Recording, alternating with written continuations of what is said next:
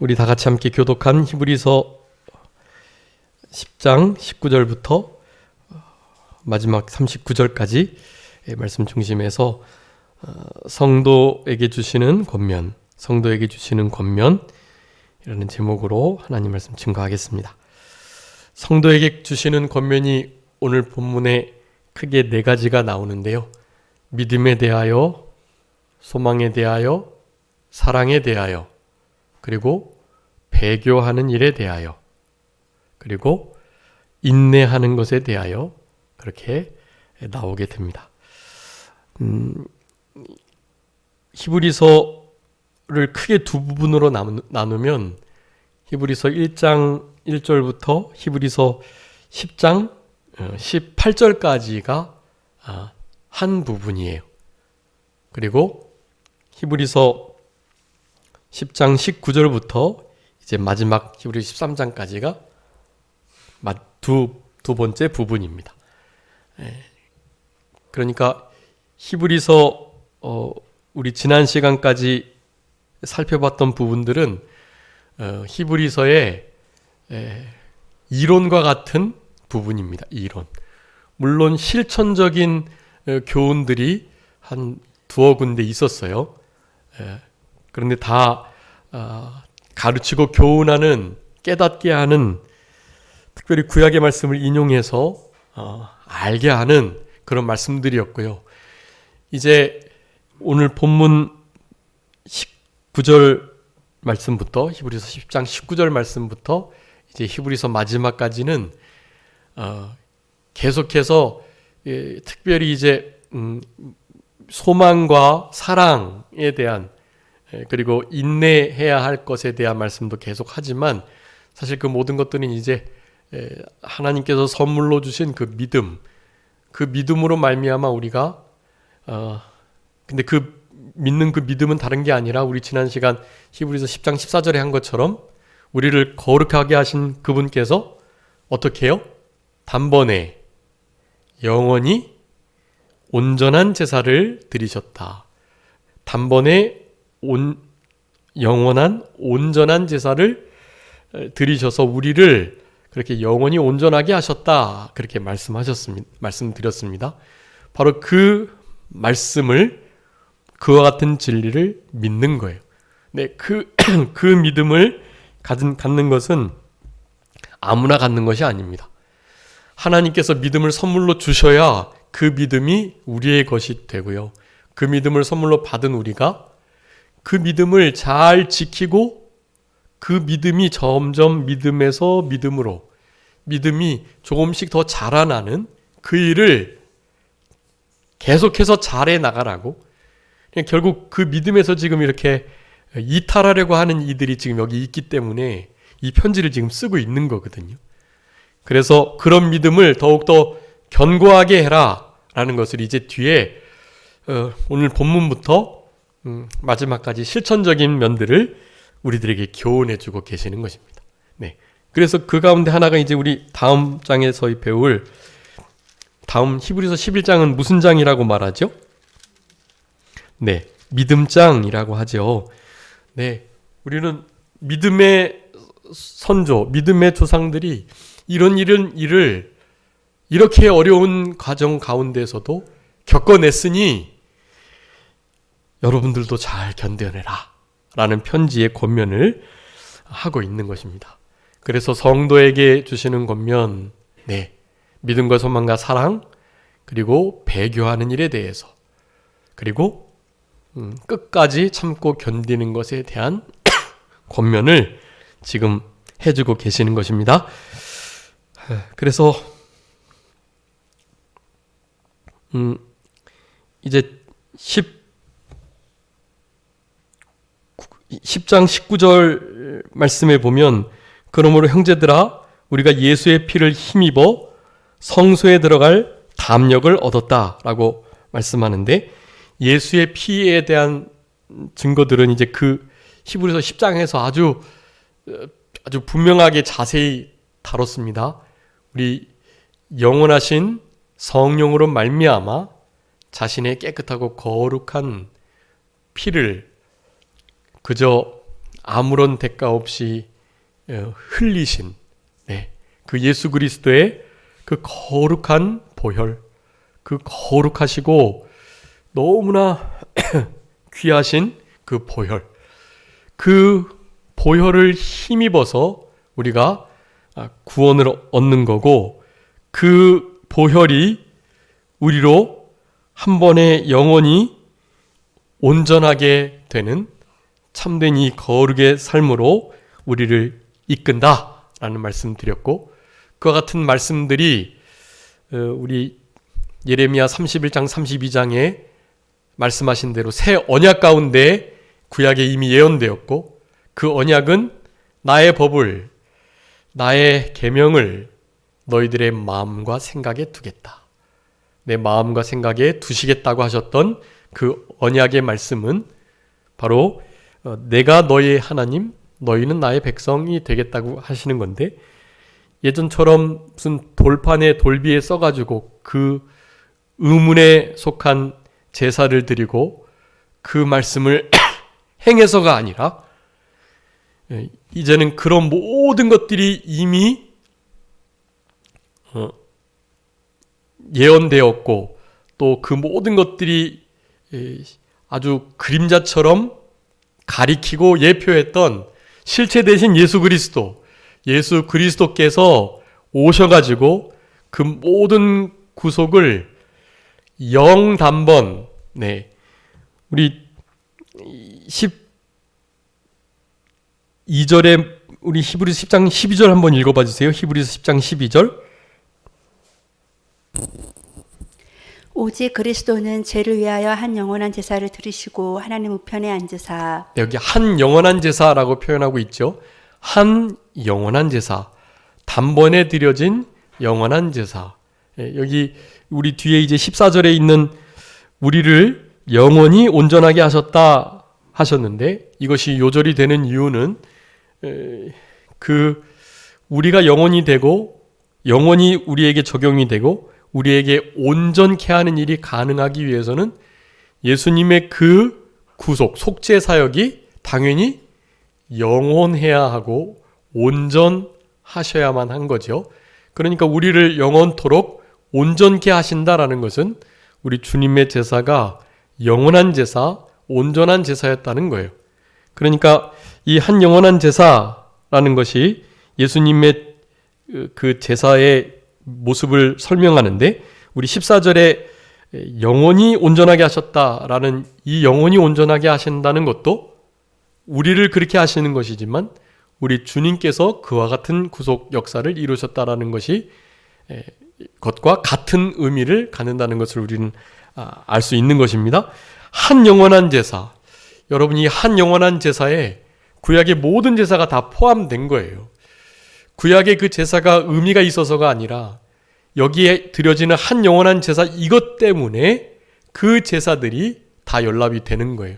이 아주 중요한 의미를 갖는, 이 모든 것을 이렇게 이루신 것이 바로 우리 예수 그리스도의 그 거룩한 보혈, 바로 그것 때문인 것을 우리가 히브리서를 공부하면서 계속해서 중요하게 살펴봤었던 것입니다. 우리 주님의 그 구속 사역의 충족성과 지속성과 완전성은 그렇게 단번에 드려졌지만 영원하고 완벽하다라는 것을 우리가 생각할 때, 우리 이제 19절에 나오는 예수의 피, 우리는 이 예수의 피라는 단어를 볼 때마다 하나님 앞에 그 거룩한 보혈이여 하면서 진심으로 감사하고, 늘 그 보혈을, 또 그 찢기신 살을 먹고 마시는 생활을 할 수 있도록 마음을 쓰셔야 합니다. 여러분, 예수의 피라는 단어를 볼 때마다 여러분 그와 같은 생각을 하셔야 돼요. 그리고 내가 예수님을 죽였다. 예수님께서 나 때문에 돌아가셨다. 내가 예수님을 죽인 살인자다.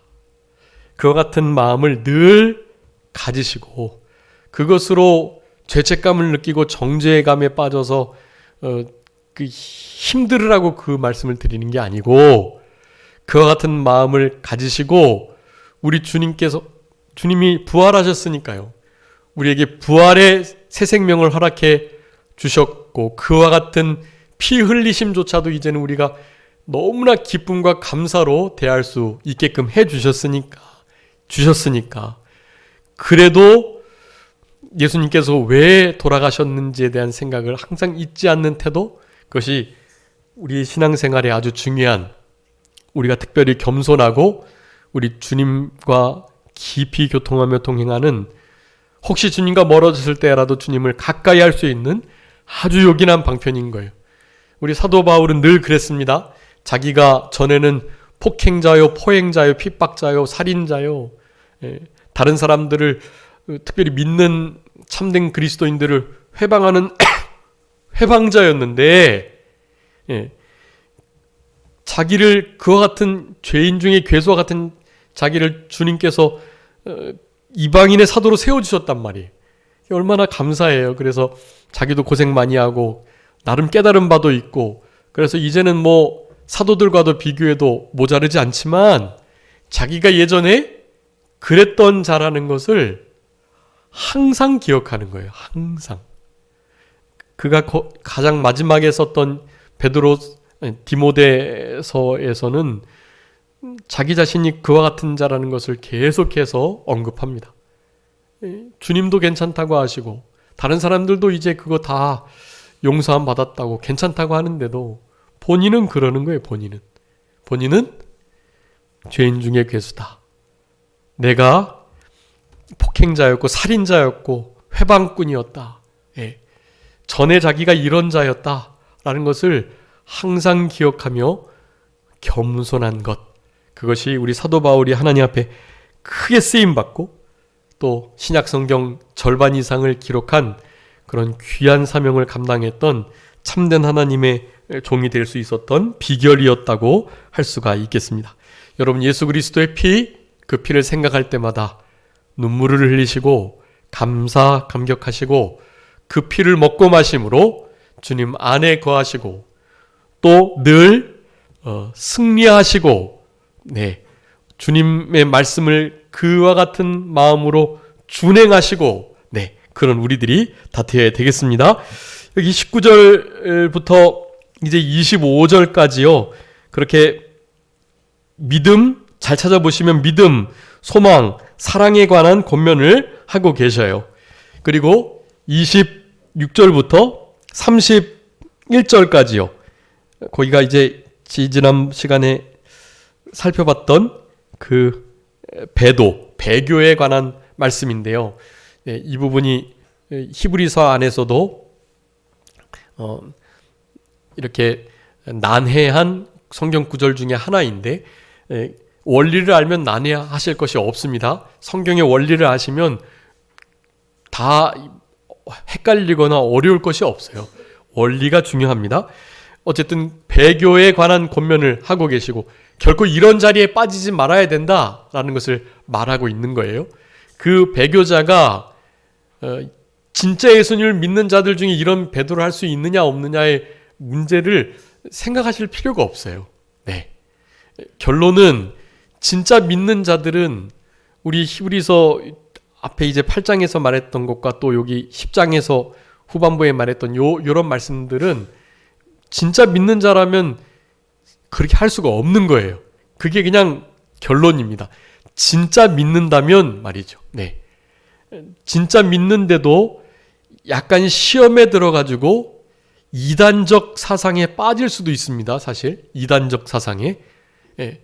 진짜 예수님을 믿긴 믿는데 생명체에 기록되어 있긴 한데 지금 신천지에 들어가 있는 사람이 충분히 있을 수도 있어요. 우리가 그것을 판단하면 안 돼요. 우리가 그 자리에 가지 않도록 진리의 말씀에 견고히 서는 게 중요하고, 다른 이들이 그런 길을 가고자 할 때 저들을 잘 건져내는 일이 중요하지, 그 일에 대한 천국과 지옥의 여부를 우리가 판단하려 해서는 안 돼요. 그게 제일 중요합니다. 배교에 관한 원리는 그래요. 그리고 내가 진리의 말씀을 사랑하느냐, 진리의 말씀의 사랑을 내가 받고 있느냐, 이 부분을 따라서 내가 배교할 수 있는 가능성, 또 내가 나중에 진리를 양보하거나 혹 타협할 수 있을까라는 생각들을 점검해 보실 수 있어요. 내가 진리를 얼마나 사랑하느냐. 진리는 하나님이 진리고 하나님 말씀이 진리고 예수님이 진리시고 성령님도 진리신데 내가 성부, 성자, 성령 하나님을 얼마나 사랑하고 특별히 진리이신 그 말씀을 내가 얼마나 생각하고 암송하고 특별히 그것을 읊조리며 늘 마음에 생각하고 있느냐. 네, 이런 여부가 나중에 이제 우리 인재양, 나팔재양 받을 때 우리가 혹여 넘어갈 수 있는 666의 표를 받아야만 일상 경제 생활이 가능한 그와 같은 666의 시대 속에서 살아갈 때 우리가 실제로 진리의 말씀을 타협하지 않고 진리를 양보하지 않고 살아갈 수 있느냐를 가늠해 볼 수 있는 거예요. 내가 진리를 어떻게 대하느냐에 따라서 말이죠.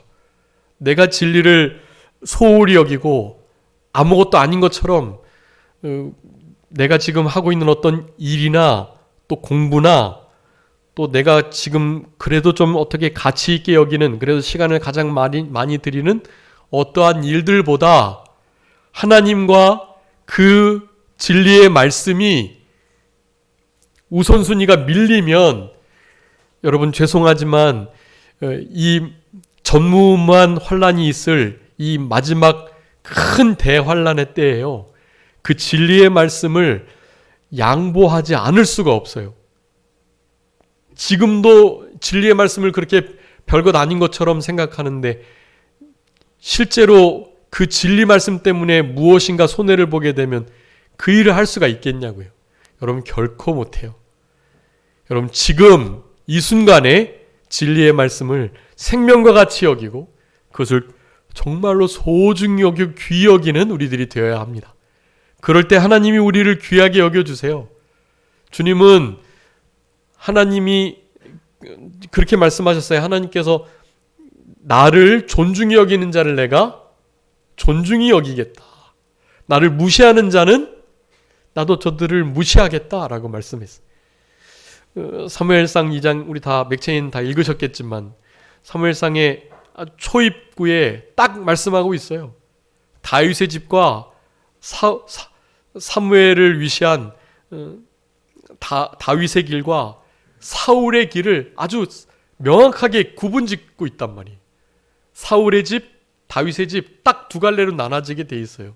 예, 그게 그거예요. 하나님을 존중히 여기는 자와 그렇지 않은 자의 차이가 거기에 있는 것입니다. 마지막 때도 그렇게 나뉘게 됩니다. 딱 나눠져요. 진리의 말씀을 생명과 같이 여기고 한 말씀을 소중히 여기고 그 말씀을 지키려 하는 자 혹은 그렇지 않은 자 딱 그렇게 나눠지니까 두 가지 말씀을 여러분 꼭 기억하시면서 배교하지 않으시도록. 자, 문제는 내가 진짜 믿는 자이고 내 이름이 하나님의 생명책에 기록되어 있으면 배교를 한다 안 한다?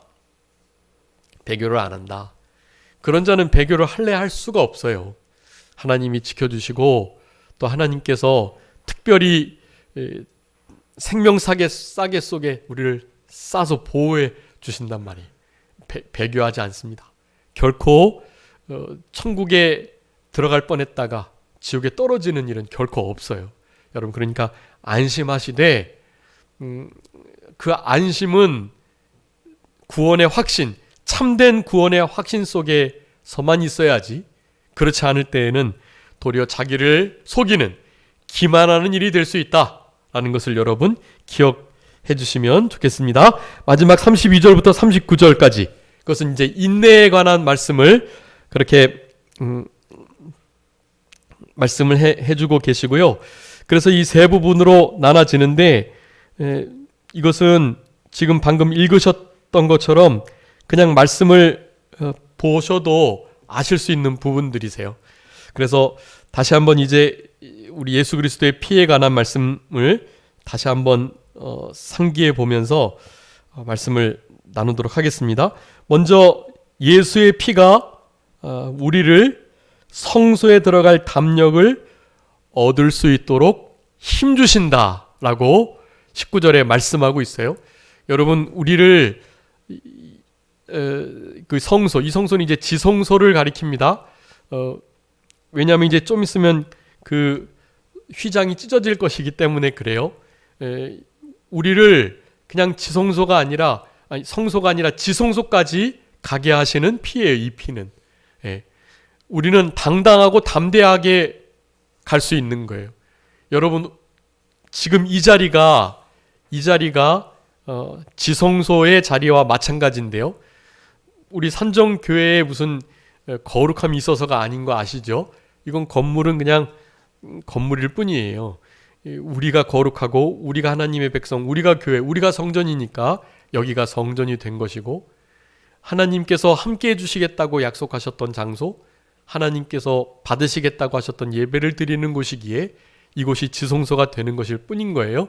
어쨌든 이곳에 나오시면서 여러분, 혹시 우리 산정교회 문을 여시면서 들어오실 때 여기 들어오다가 내가 한 주간 6일 동안에 죄범한 것이 미흡하게 회개가 돼가지고 이 거룩한 지성소에 들어왔을 때 하나님의 징계를 받아서 내가 크게 하나님께 이렇게 침을 당하면 어떡하나, 이런 걱정을 혹시 해보신 적이 있으신가요? 그런 경험이 전혀 없으시죠? 너무나 마음껏 활기차게 기쁨으로 들어오셨죠? 여러분, 왜 그러시는 거예요? 어떻게 그러실 수 있어요? 누가 그렇게 힘을 주십니까? 네, 예수 그리스도의 피가 그 힘을, 그 담대함을, 그 담력을 주시는 거예요. 여러분, 예수님의 피가 아니면 이 지극한 지성소를 절대로 들어올 수 없어요. 여러분, 여기는 그냥 일반 성도님이 앉은 곳이니까 괜찮으시고, 여기는 목사가 있는 곳이니까 여기는 거룩한 강대상이고 뭐 그런 거 아닙니다. 그런 차원 차이가 있는 게 절대로 아니에요. 그런 마음을 가지고 계시면 아직도 구약의 의식, 제사의식 가운데 계신 거예요. 예배를 제사처럼 생각하시는 경향이 많은 거예요. 오늘 오전 서론에 말씀을 못 드렸는데 10월 맨 마지막 주는 항상 종교개혁주일로 지킵니다. 종교개혁주일. 그래서 종교개혁주일의 핵심은 비성경적 진리와의 싸움이에요. 영적 전쟁입니다. 종교개혁은 전쟁을 선포한 거예요, 사실은. 그래서 아주 치열한 전쟁의 서막이었던 것입니다. 그 전부터 전쟁은 시작됐고 이후로 지금까지 개혁되는 전쟁은 계속되고 있긴 하지만, 그때 가장 중요한 아주 획을 긋는 사건들이 생겼기 때문에 그것을 우리가 기념하는 거예요. 그런데 어쨌든 이 종교개혁을 맞아서도 그렇고 실제로 영적 싸움을 치열하게 하면서 계속해서 새로워져야 하거든요. 그 가운데 하나가 그렇게 종교개혁가들이 타락한 중세 카톨릭 교회의 비진리적 요소들로부터 탈출하려고 힘을 썼던 그런 모습들. 근데 여러분, 그런 모습들이 지금도 너무나 면면이 남아 있는 거예요. 네, 그런 것들을 잘 제거해야 합니다. 성경에서 아닌 것은 배제하는, 그것이 개혁주의예요. 그런데 요즘의 이 개혁주의는 다시 루터교 혹은 천주교로 돌아가려고 하고 있어요. 이렇게 요즘에 그렇게 교회 십자가에 천을 이렇게 들이우는 모습으로 보신 적 있나요? 이렇게 사순절이나 어떨 때 그렇게 천을 들이우고 하는 게 있어요. 십자가에다가 천을 들이우고 또 십자가에 못 박히신 고난을 당하고 계시는 예수님을 이렇게 나타내고 이런 모든 것들은 사실 다시 천주교의 예식으로 돌아가려는 한 행태입니다.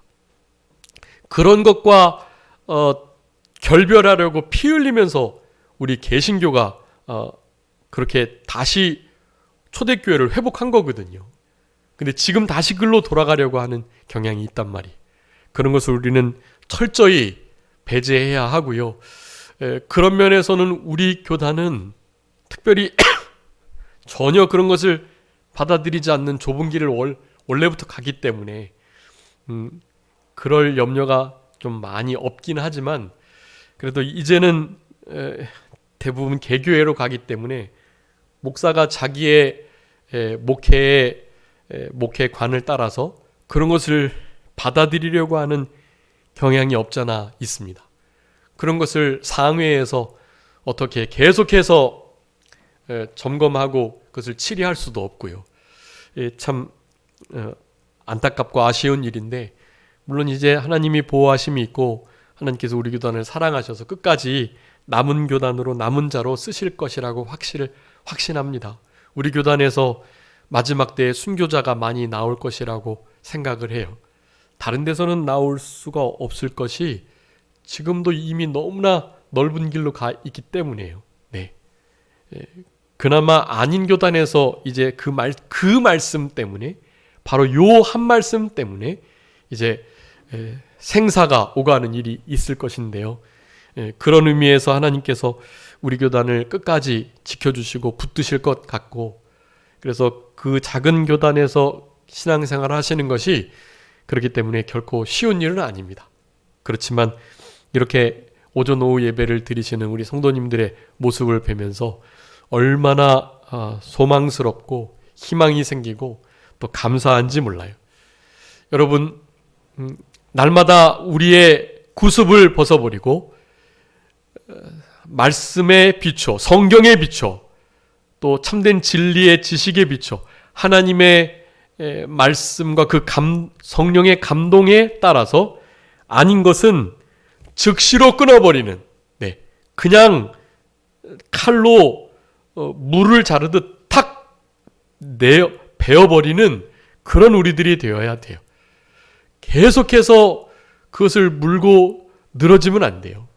딱 끊어버리시고 그게 종교개혁의 후예들이에요. 우리는 종교개혁가들의 후예들로서 날마다 우리의 삶이 개혁되셔야 합니다. 어제보다는 나은 오늘을 살아가셔야 해요. 날마다 진일보하는 그런 우리들이 되어야 합니다. 여러분 이 시간에 예배 드리러 나오실 때에도 그저 여느 때와 다름없이 그렇게 나오시지 마시고 이 예배가 마지막 예배인 것처럼 그리고 내가 처음 드리는 것처럼 그러니까 처음과 마지막인 것처럼 모든 일을 대할 때 여러분 그러면 무슨 일을 해도 최선의 결과를 얻으실 수 있을 것 같아요.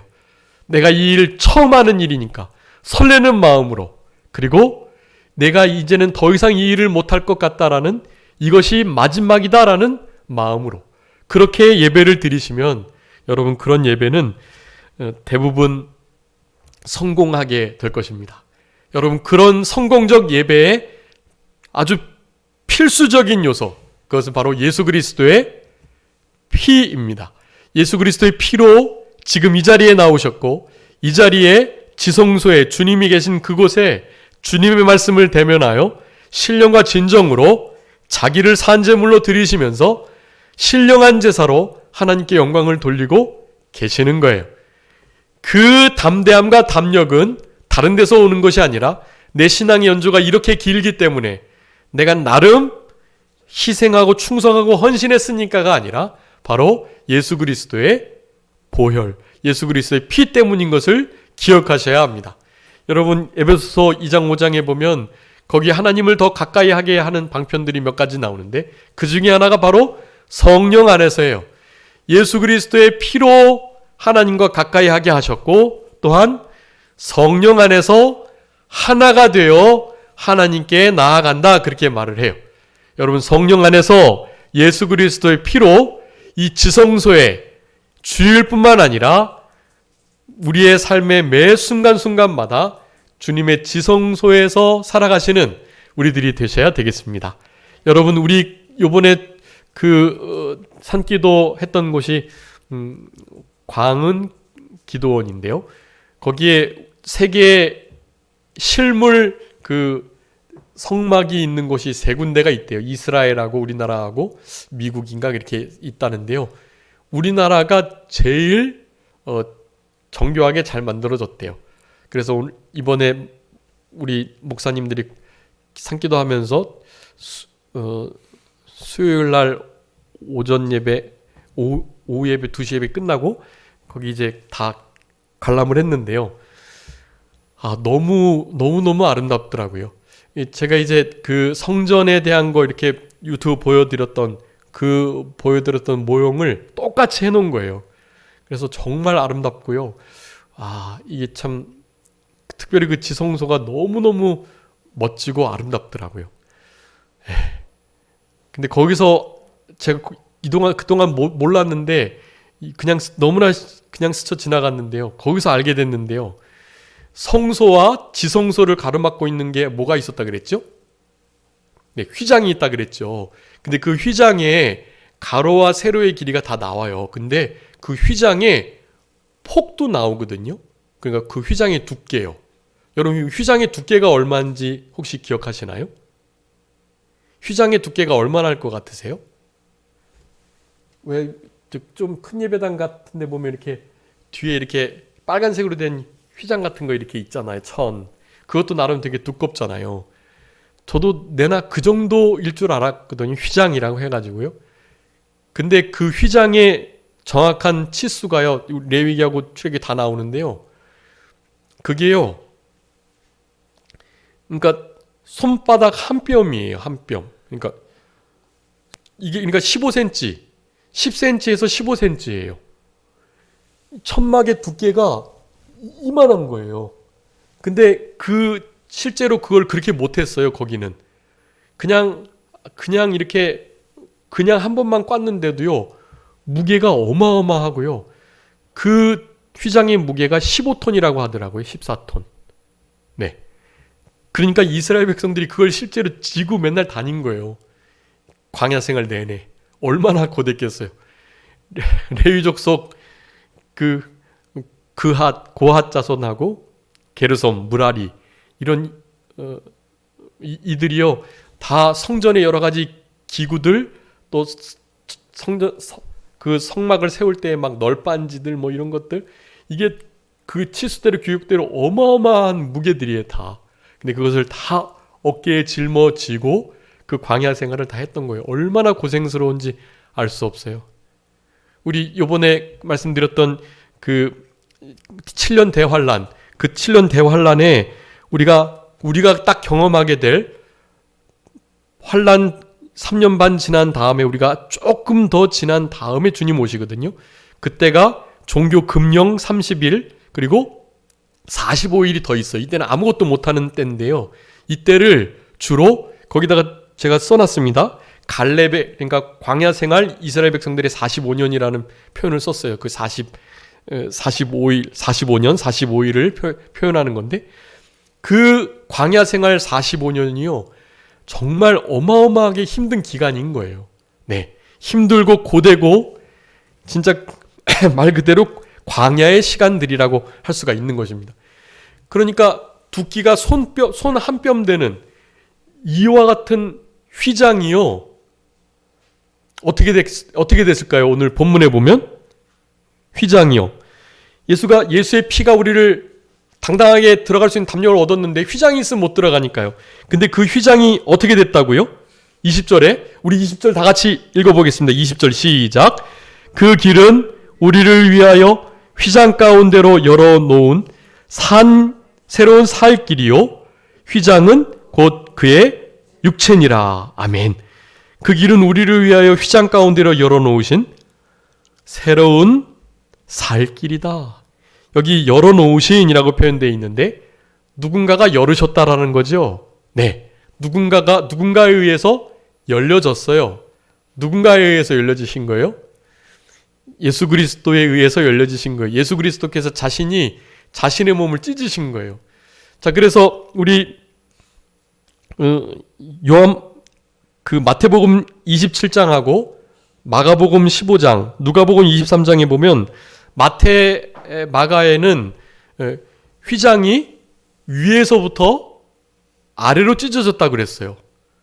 그리고 마가 누가복음에서는 휘장이 한 가운데가 찢어졌다 그렇게 표현을 하고 있어요.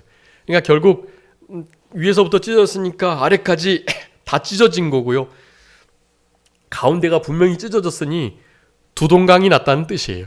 그래서 위로부터 찢어져 둘이 되었다 그렇게 표현을 합니다. 네, 그러니까 여러분 이 두께가 한 뼘 되는 이 휘장이요 사람의 손으로는 찢을 수가 없어요. 그건 칼로도 톱으로도 베도 잘 안 찢어질 거예요. 그게 그런데 찢어진 거예요. 그게 위에서부터 아래로 한 가운데가 찢어진 겁니다. 우리 주님께서 자신의 몸을 찢으신 거예요. 자신의 몸을 휘장 삼아 그 몸을 찢으심으로 우리에게 새로운 산길을 열어놓으셨습니다. 내가 길이요 진리요 생명이다 하셨기 때문에 거기가 살길 산길이 되는 거예요. 그 길로만 가야 참으로 생명을 사는 역사가 일어나게 되는 것입니다. 여러분, 우리는 이것을 항상 잊지 않으셔야 하고요.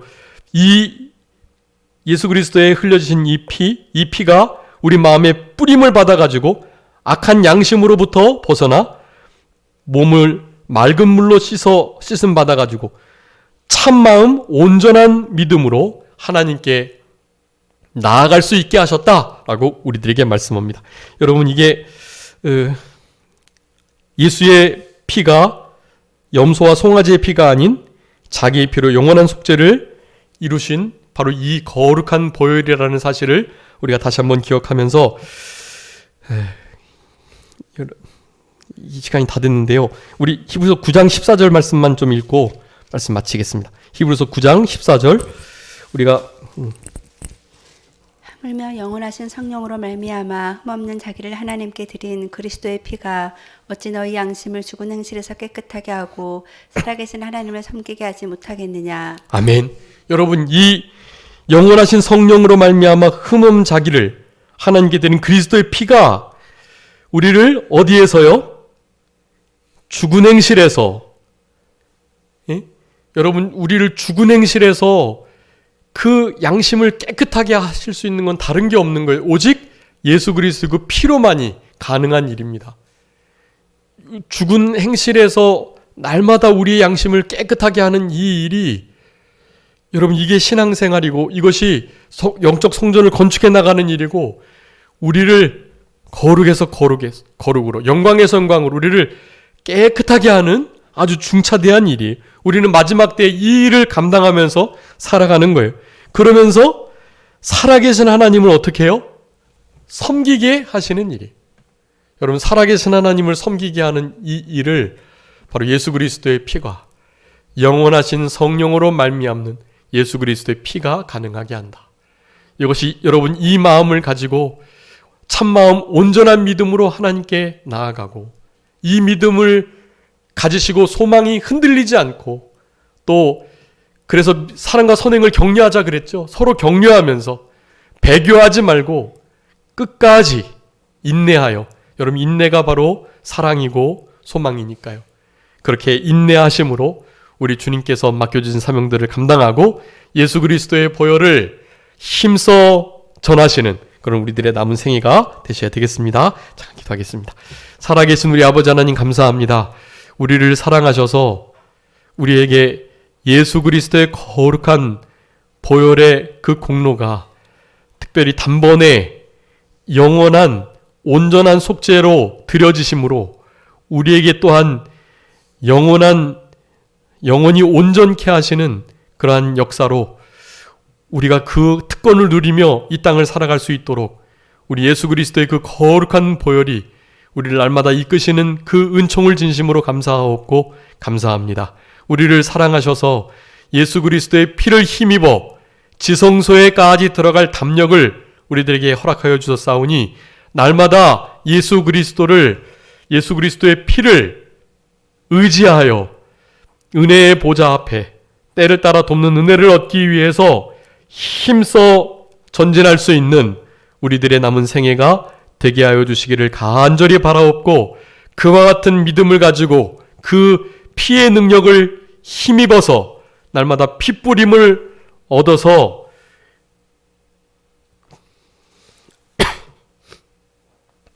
그와 같은 능력의 구속의 역사가 우리의 남은 생에 우리의 삶을 늘 붙들고 살아가게 할 수 있도록 우리 주님께서 은총을 베풀어 주시고 도와주시고 같이하여 주시옵소서. 우리를 사랑하시는 주님, 예수님이 우리를 위해서 흘리신 피를 항상 잊지 않고 그 그리스도의 피에 조금이나마 보답할 수 있는 우리들 될 수 있도록 하나님께서 은혜를 베풀어 주시옵소서. 모든 것 주님께 맡기옵고 살아계신 예수 그리스도의 이름으로 기도 올리옵나이다. 아멘.